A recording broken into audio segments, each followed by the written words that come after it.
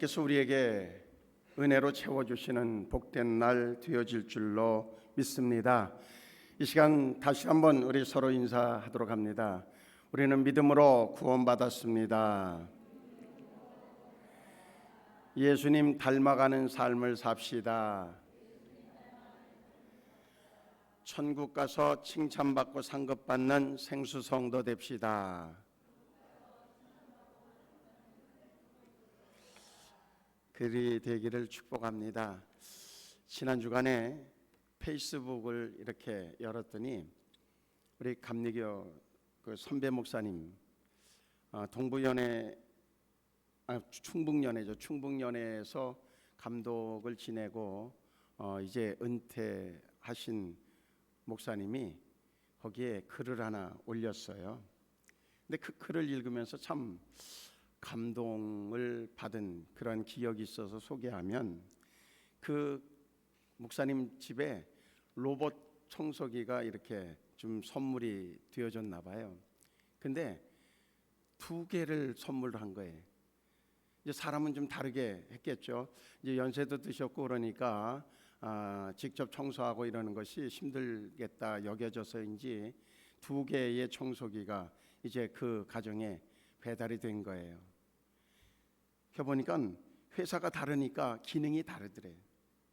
하나는 지정해 놓은 코스대로 한번 쫙 돌면 그러면 전력이 남아 있는데도 자기 집으로 쫙 들어가서 있는데요.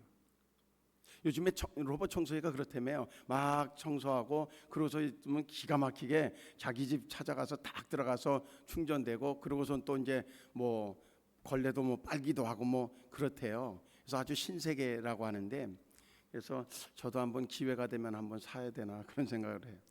근데 또 하나의 청소기는 이제 이렇게 지정해 놓은 장소뿐만 아니라 어쨌든 그 전력이 다 소비되어질 때까지 열심히 뭐 하고 또 하고 또 하고 한 3번 4번을 이렇게 청소를 다 하고, 그리고 이제 전력이 거의 떨어질 때 되면 그러면 자기 집으로 간다는 거예요. 그것을 이렇게 보면서 그 원로 목사님이 무슨 생각을 했는가 하면,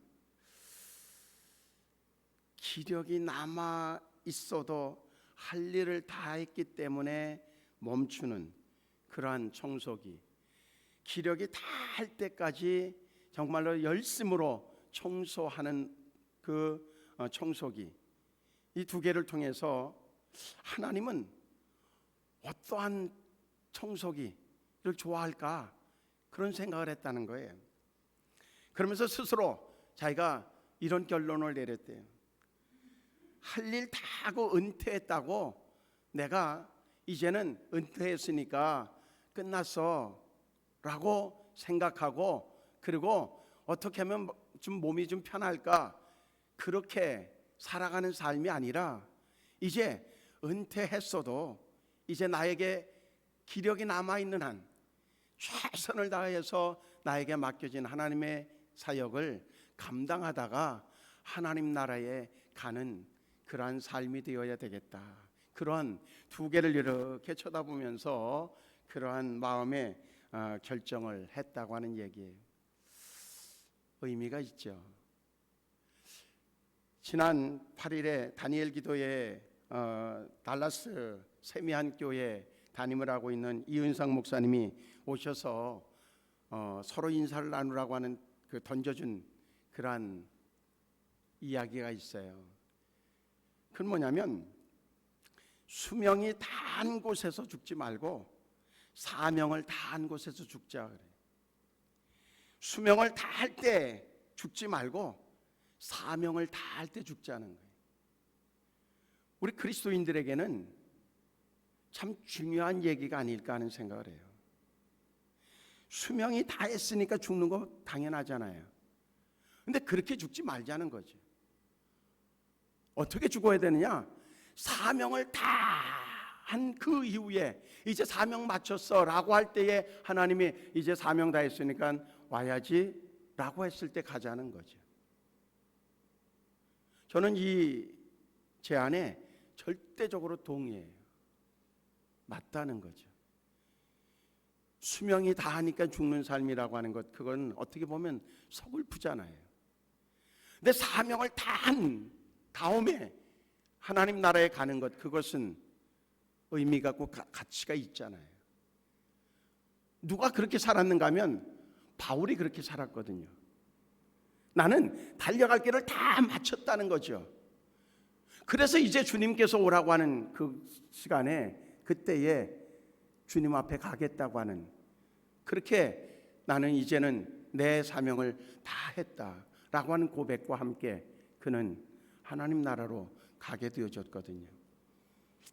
저는 우리 생수성도들이 하루하루를 떼어나가는 삶이 아니라 하루하루를 정말로 가슴 벅찬 그런 기대감 속에서 맞이하고, 그리고 그 기대감 속에서 하루하루를 최선을 다하면서 살아가는 그 하루하루가 연결되어져서 사명을 마치고 주님께서 오라고 손짓할 때에, 그때의 천군 천사의 그러한 그 찬양 소리와 함께 하늘에 이르는 그러한 은혜의 성도가 되어지기를 주의 이름으로 축복합니다.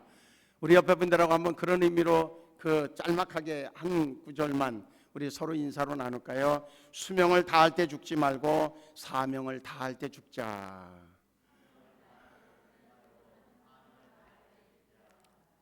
네. 우리가 살아가면서 특히 코로나19는 세계의 어떤 역사를 좀 이전과 이후로 바꿔놓는 기점이 되어졌어요. 코로나19 이후로 우리나라의 어떤 그 통계를 내는 그러한 기관에서 조사를 해보니까 거의 50%에 육박하는 사람들이 우울증, 조울증, 이것으로 인해서 고통을 받고 있다고 하는 통계가 나와요. 세계적으로도 역시 이전보다 한 3배에 가까운 그러한 정신적인 질병을 앓는 이들이 발생했다는 거예요. 엄청난 사건이죠. 요즘에 한국 경제를 봐도 희망적이라기보다는 상당히 참 심에 겨운 그런 수치들이 많이 나와지는, 그런데 그런 상황에서 역시 그것들을 주도해야 될 사람들은 전혀 다른 생각 속에서 딴 세상의 얘기를 그저 자기들끼리 막 치고받는 모습으로 비춰지는 그 모습이 우리로 하여금 더 참 불만스러운 요소들을 만들어내고 있어요. 그러다 보니까 개인적으로 우리는 많은 고민스러운 일들을 앞에 두고 있는 경우가 많죠. 어떻게 될까? 그냥 주어지는 환경대로 어떤 자기에게 인풋되어지는 대로 아웃풋을 그냥 막 불평하고 이렇게 지낼 수는 없잖아요. 왜? 그것이 결국 우리에게 도움이 되지 않기 때문이죠.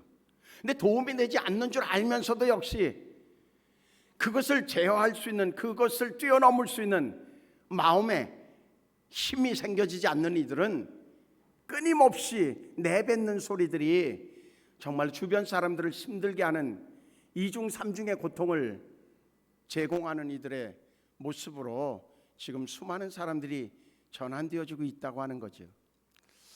그럼 우리는 어떨까? 우리는 하루하루의 삶에 우리는 어떤 모습일까 하는 거죠. 그래서 오늘 본문의 말씀을 좀 보게 되어졌어요. 범사에 감사하라, 이것이 그리스도 예수 안에서 너희를 향한 하나님의 뜻이니라. 결국 예수 믿는 사람들에게 하나님이 명령하셨어요. 그 명령이 뭔가 하면 범사에 감사하라는 거예요. 이건 늘 감사라고 하는 이야기의 의미도 포함되어지지만 그것보다 어렵고 힘든 상황이 와줬을 때에 오히려 감사라고 하는 약을 통하여서 그 상황을, 그 어려움을, 그 고난을 견뎌내고 이겨내는 그러한 삶의 주인공이 되라고 하는 하나님의 메시지입니다. 우리는 요즘에 다니엘 기도회를 통해서 매일 한 사람 한 사람의 간증을 듣고 있죠. 근데 그 간증을 들으면서 무슨 생각이 드는가 하면 내가 저 상황이 된다고 하면 나는 어떨까? 나는 어떨까? 근데 그분들은 보면 그 상황을 참 잘 견뎌내고, 그리고 지금도 역시 진행형이지만 그러나 그 순간순간마다 그 상황 속에서 정말로 그 하나님의 뜻, 하나님의 계획, 그리고 내가 그 상황에 대해서 굴복하는 자가 아니라 극복해내려고 하는 그러한 하나님이 주시는 능력으로서의 그런 삶을 살아내는 그 이야기들을 매일 우리가 저녁에 듣고 있습니다. 저는 이렇게 들으면서 대단하다. 나는 때때로 목사이지만 그것보다 반의 그런 위기가 와도 참 낙심되어지고 그리고 주저앉아 있을 때가 있는데, 저분들은 어떻게 저렇게 대단한 그런 힘을 가지고 그리고 저 상황을 극복하고 지금 저렇게 하나님의 은혜였다고 고백할 수 있을까라고 하는 생각을 갖고 앉아서 듣고 있어요. 그러면서 동일하게 하나님, 내게도 그 은혜가 있길 원합니다 라고 하는 고백이죠. 지금 여러 가지 상황적으로 볼 때에 어떤 세계적인 정세도 끊임없이 전쟁이 일어나고 막 이런 상황, 그래서 기름값이 막 올라가다가 그래서 3주 정도 기름값이 내려가서 이렇게 주유소를 지나다 보면 막 1,600원대로 내려오니까 괜히 좀 안심이 되더라고. 1,000원대일 때도 있었는데 1,600원만 내려가도 괜찮겠다 그런 생각이 들어요. 그러다가 막 1,700원 막 이렇게 올라가면 괜히 누군가에게 막 욕하고 싶어지는 거예요. 이런 시기를 살아가는 우리에게, 그래서 오늘 제목을 그렇게 붙였어요. 하나님의 처방전. 병원에 가면 의사가 진단을 하고 그리고 처방전을 내려줘요. 그 처방전은 뭐예요? 이것을 이 처방전대로 하면 어떻게 한다고요? 당신이 겪고 있는 그 병으로부터 자유로울 수 있습니다. 그런 의미로 전문가의 그런 의견을 담은 그런 처방을 내린 비법이 처방전이잖아요. 하나님은 이 시대를 살아가는 우리에게, 특히 성도들에게 어떤 처방전을 내리실까, 그거를 기도하면서 묵상하다가 오늘 말씀대로 하나님이 내려진 처방전은 누구에게나 공통적으로 어떠한 상황에 처하든 그 상황을 극복해낼 수 있는 그런 결정적인 처방전이 있는데, 그게 뭐냐? 감사라는 거예요. 감사. 제가 지난주 한 주간 읽은 책이 뭔가면 정경숙이라고 하는 분이 쓴 Radical Gratitude라고 하는 책이에요. 뭔가 진보적인, 극단적인, 적극적인 감사라고 하는 의미가 되겠죠. 거기 부제는 이렇게 달려있어요. 감사의 기술은 어떻게 삶의 질을 바꾸는가라고 하는 거예요. 여러 가지 임상을 통해서, 그리고 여러 사람들을 대상으로 해서 막 어느 때는 400명, 어느 때는 막 1,000몇백 명 이런 사람들을 대상으로 해서 조사를 해보니까, 그리고 또 시그널을 줘가면서 그 변화를 조사해 보니까 여러 질병 속에, 여러 환경 속에 처한 사람들이 그 상황을 극복해내는 최선의 처방전이 있는데 그것이 감사였더라는 거예요. 감사하도록 훈련을 했더니 때로는 마음의 병도 없어지고 때로는 육신의 어떤 질병도 사라지게 되어지고 그렇게 되더라는 거죠. 그분이 그래서 아주 집중적으로 연구를 해보니까 그래, 맞아, 감사라고 하는 것, 이것이야말로 정말로 최고의 처방전이 될 수 있겠다, 그런 결론을 얻게 되어져서 책을 썼어요. 여러분도 한번 책 읽는 거 이런 것에 대한 흥미를 가지고 있든지, 아니면 정말로 나도 역시 지금 이 상황을 좀 극복해내면 좋겠다라고 생각하는 그 생각을 가지고 있는 분은 한번 구입해서 읽어보면 좋을 것 같아요.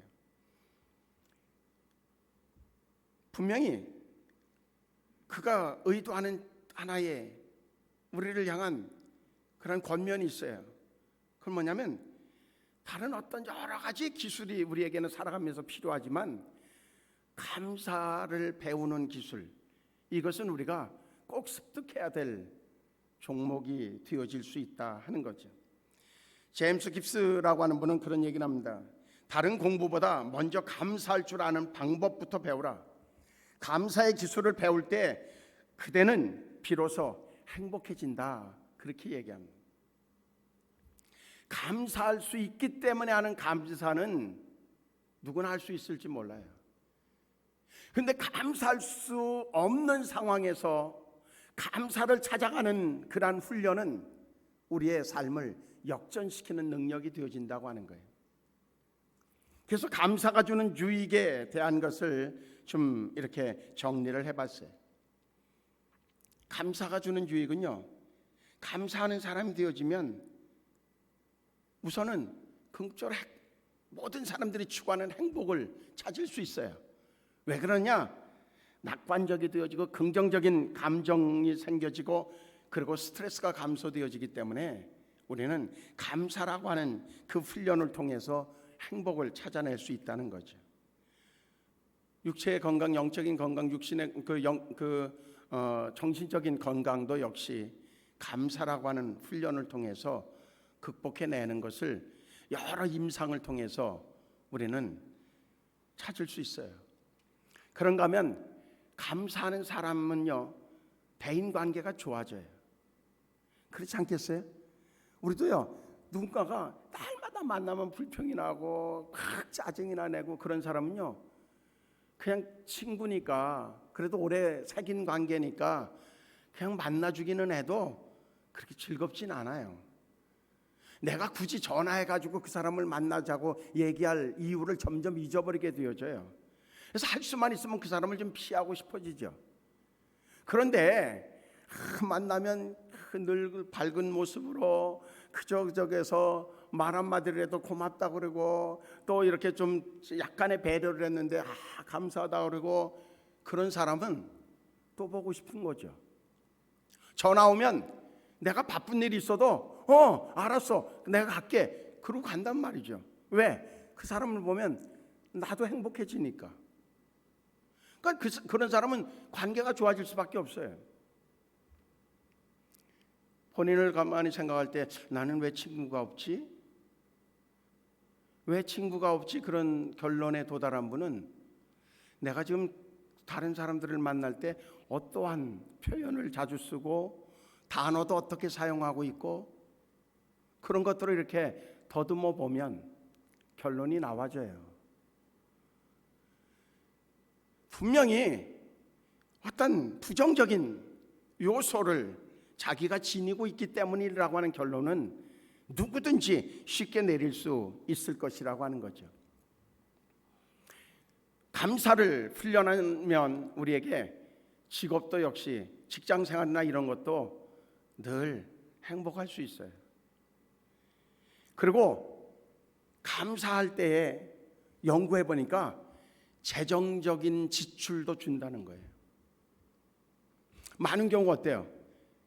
막 스트레스가 쌓이면 텔레비를 보다가 뭐만 보여져요? 그 물건 판매하는 그러한 그 광고들만 보고 앉아 있다가 갑자기 핸드폰 갖다가 막 번호를 치죠. 무슨 번호예요? 그 구입하는 번호예요. 근데 갖다 배달돼서 오면 이걸 왜 샀지? 이런 경우도 있단 말이죠. 가만히 표정을 보니까 그런 분이 한 분도 없어서 다행이다 그런 생각은 하는데 한 두 분이 웃고 있어요. 그런 경험이 있는 것 같아요.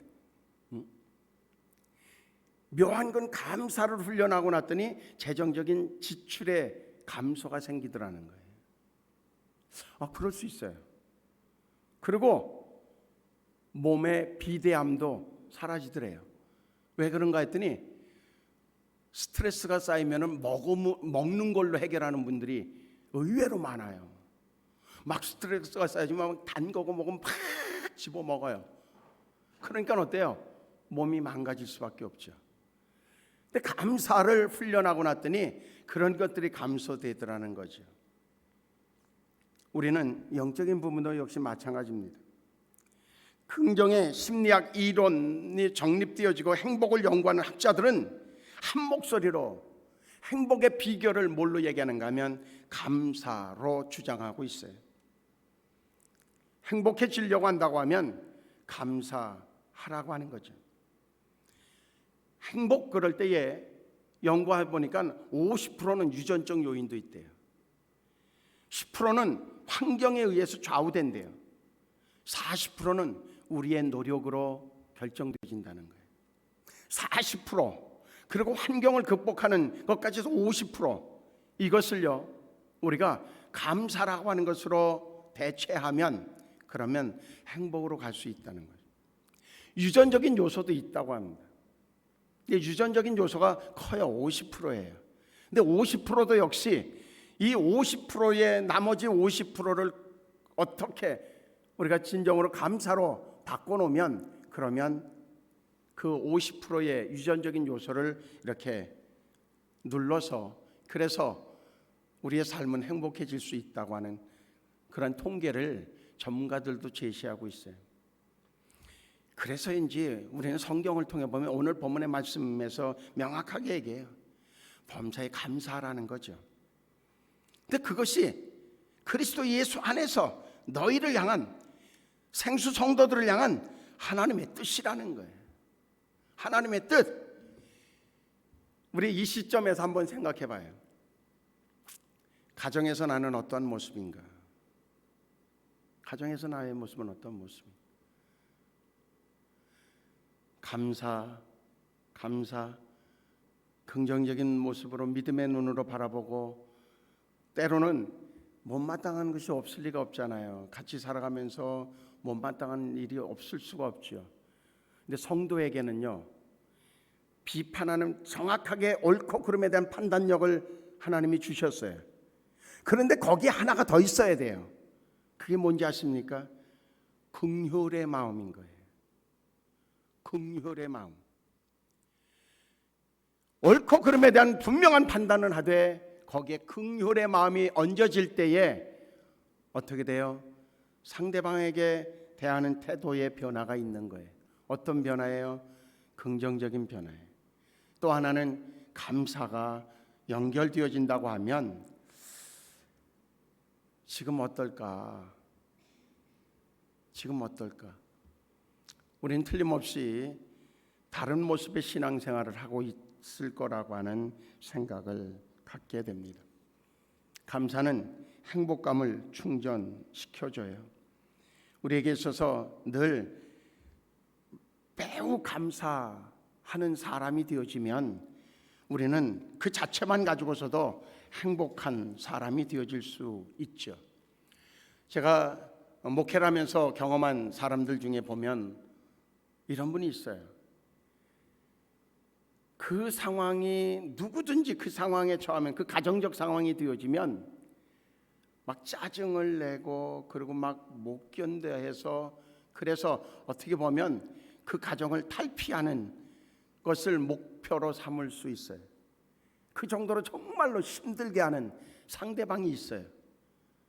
그런데 놀라운 건 볼 때마다 얼마나 그렇게 자신에게 힘들게 하는 사람에게 얼마나 그렇게 잘하는지 말도 해도요 정말 오히려 더 안타깝게 생각하고 불쌍하게 여기고 그리고 어찌 보면 속도 없는 것처럼 그렇게 잘 해주는 분들을 만나게 되어져요.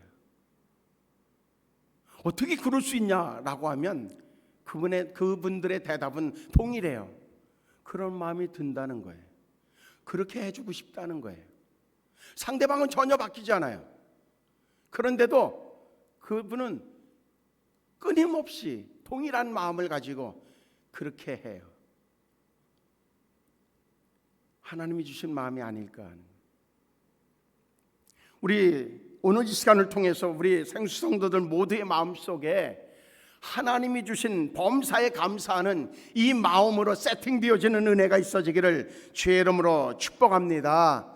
그래서 어떻게 하든 감사를 통해서 부정적인 그런 감정을 좀 해소할 필요성도 있고 그와 동시에 정말 우리에게 있어서 그렇게 감사하는 그런 훈련을 하다 보면 우리는 심장 질환에 있어서도요 감사의 훈련을 했더니 그 심장 질환이 해소되어진다고 하는 통계도 있어요.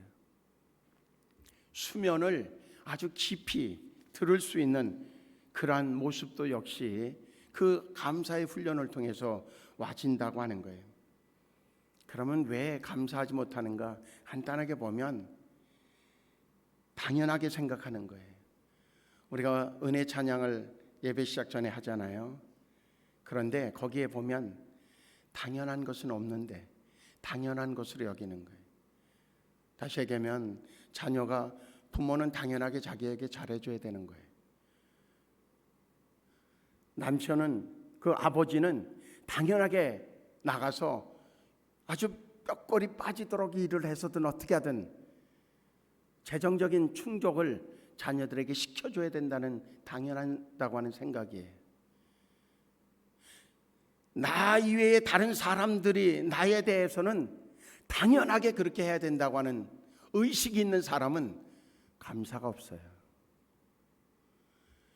그렇게 하지 않으면 그것에 대해서 불평할 수는 있어도 저항할 수는 있어도 감사가 없어요. 이게 사라져야 돼요. 당연한 건 없다니까요. 아버지니까 당연하게 그렇게 해야 되고, 아내니까 당연하게 그렇게 해야 되고, 아이니까 당연하게 부모에게 효도해야 되고, 당연한 게 없다고요. 이게 빠지면 어떻게 돼요? 상대방이 하는 하나의 행동, 말 하나에도 감사한 마음을 갖게 되어져요. 그럼 관계는 정말로 달라질 수 있다는 거죠. 당연하게 생각하는 그것, 우리는 그것부터 우리에게 사라지게 하는 그러한 훈련이 절실하게 필요하다. 그리고 상대방에 대한 존중하는 마음이 없을 때에 감사하는 마음도 없어요. 내가 소중하면 상대방도 소중한 것을 인정할 수 있어야 돼요. 그런데 우리에게는 언제부턴가 상대방에 대한 인격에 상대방의 존중함을 자꾸 평가절하하는 그런 이상한 의식들이 생겨졌어요. 그리고 요즘엔 특히 하나만 키워서 그런지 독불 장군들이 너무 많아요. 내 능력으로 내가 살아간다는 거예요. 그런데 아무리 능력이 있어도 자기의 능력으로 자기가 원하는 것들을 다 충족시킬 수는 없어요. 누군가 도와주지 않으면 생겨질 수 없는 것이 우리의 성취감입니다. 그렇기 때문에 상대방을 존중하는 마음이 우리에게 필요하다는 거죠.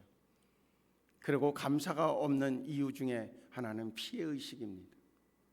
피해의식이라고 하는 건 모든 나쁜 일은 나한테만 계속해서 일어난다고 하는 생각이 피해의식입니다.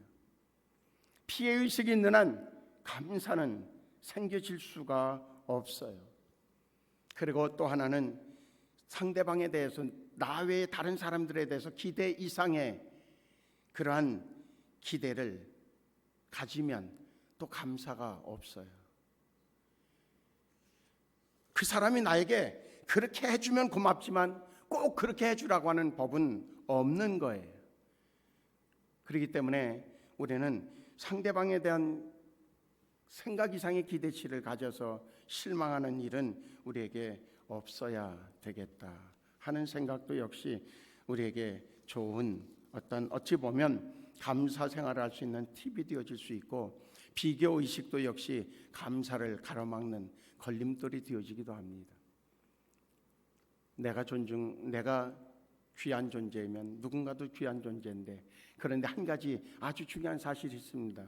다른 사람에게 있는 것이 내게 없을 수 있어요. 그러나 분명히 그 사람이 갖지 못한 것을 내가 가지고 있는 것이 분명히 있다는 거죠. 하나님은 얼굴의 모습을 다 다르게 만든 것처럼 그 사람이 가지고 수 있는 장점들을 다 다르게 하나님이 만드셨어요. 그래서 귀한 거예요. 세계에서 하나뿐이 없다 그러면 그것은요 정말로 귀하고 가치가 있는 거예요.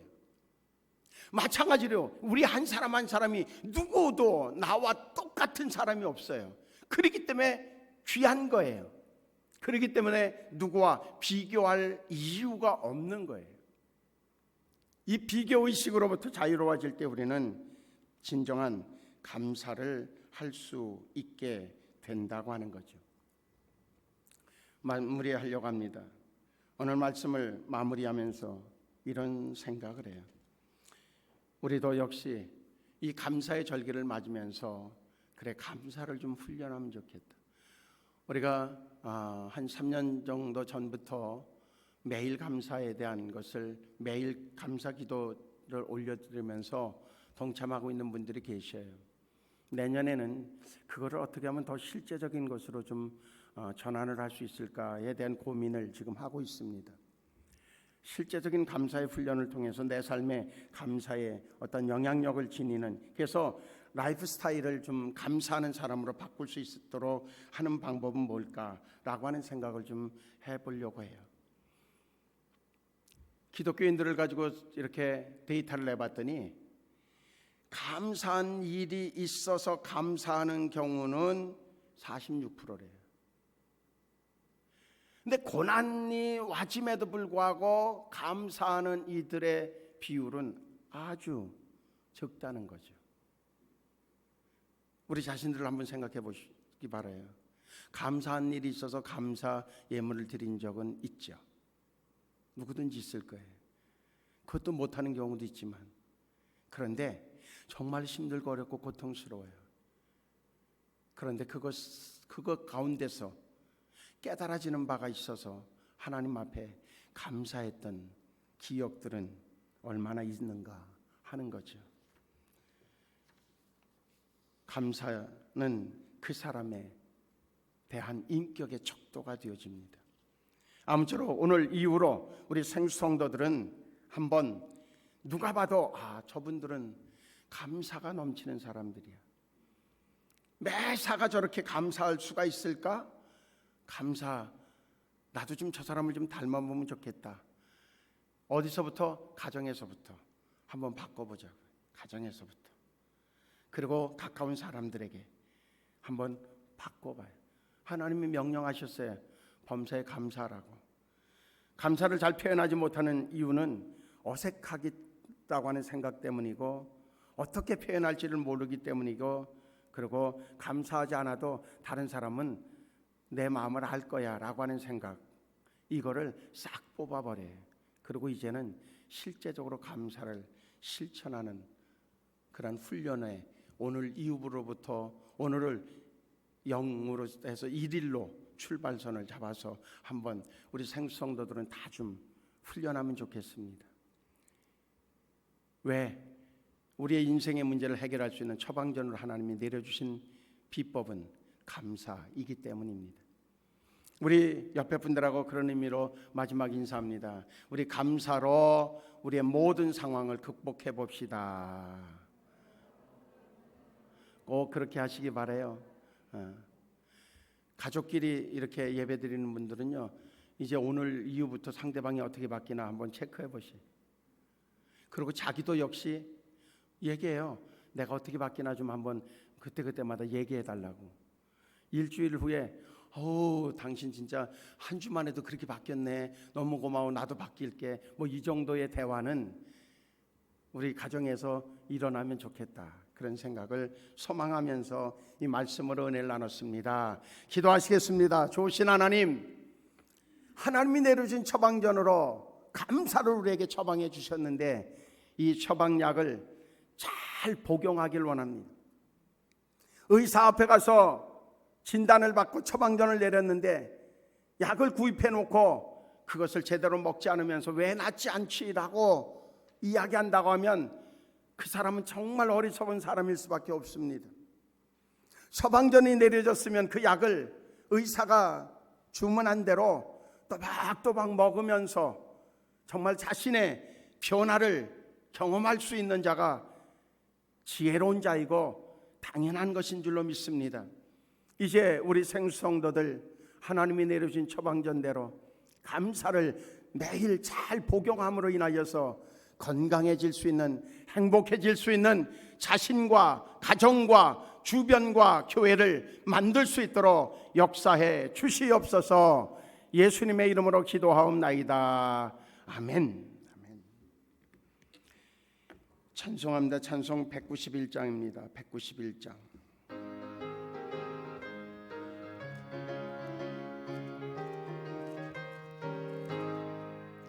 내가 매일 기쁘게 순례의 길 행함은 주의 팔이 나를 안보하.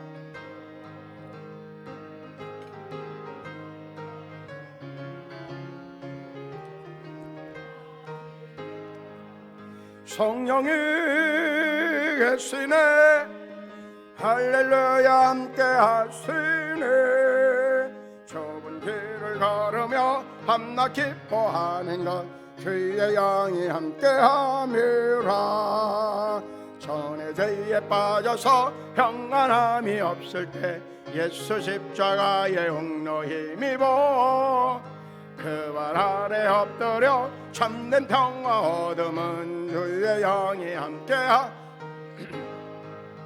성령이 계시네